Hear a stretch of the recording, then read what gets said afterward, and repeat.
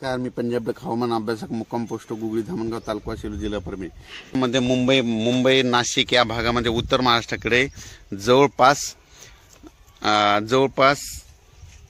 21 जुलै 22 आणि 23 जुलै दरम्यान मुंबईकडे मुसळधार पाऊस पडणार आहे, उत्तर महाराष्ट्राकडे मुसळधार पाऊस पडणार आहे म्हणून हा अंदाज लक्षात द्यायचा। त्याच्यामध्ये राज्यात सांगायचं झालं तर परत एकदा 25च्या दरम्यान परत एक कमी दाबाचा पट्टा येणार आहे। त्याच्यामुळे 25, 26, 27, 28 दरम्यान जुलै दरम्यान देखील राज्यात चांगला पाऊस पडणार आहे म्हणून हा अंदाज लक्षात द्यायचा। पण राज्यात आज 18 जुलैपासूनच पावसाला सुरुवात होणार आहे म्हणून ही अंदाज लक्षात द्यायचा।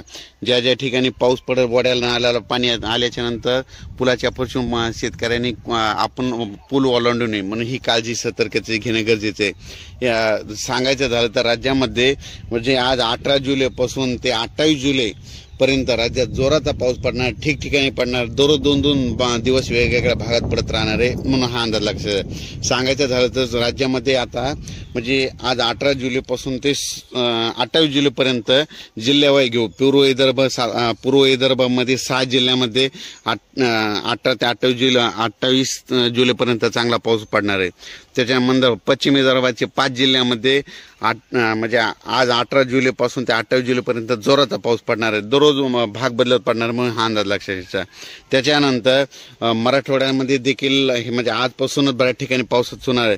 म्हणजे आज 18 जुलै ते 28 जुलै दरम्यान कोणत्याही गावात त्याच्यातून वंचित राहणार नाही, म्हणजे दोनदा पाऊस येऊन जाईल म्हणून मराठवाड्यातल्या प्रत्येक गावातल्या लोकांनी लक्षात घ्यायचं, म्हणजे दोनदा पाऊस तुमच्या गावाला येणार हे लक्षात घ्यायचं। त्याच्यानंतर पश्चिम महाराष्ट्रात देखील 18 ते 28 जुलै दरम्यान दोनदा पाऊस चांगला पडणार आहे म्हणून हे अंदाज लक्षात घ्यायचा। उत्तर महाराष्ट्रात देखील जरा जास्तच पाऊस पडणार आहे म्हणून हा अंदाज लक्षात घ्यायचा। उत्तर महाराष्ट्रामध्ये 21 जुलै 22-23 जुलै दरम्यान मुसळधार पाऊस पडून अतिवृष्टी होईल, मुंबईकडे अतिवृष्टी होईल म्हणून हा अंदाज लक्षात घ्यायचा।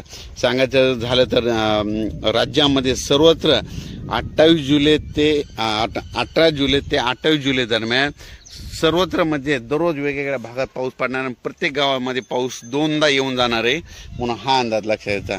अचानक वातावरण बदल झाला तर परत एक मेसेज दिला जाईल। राज्यात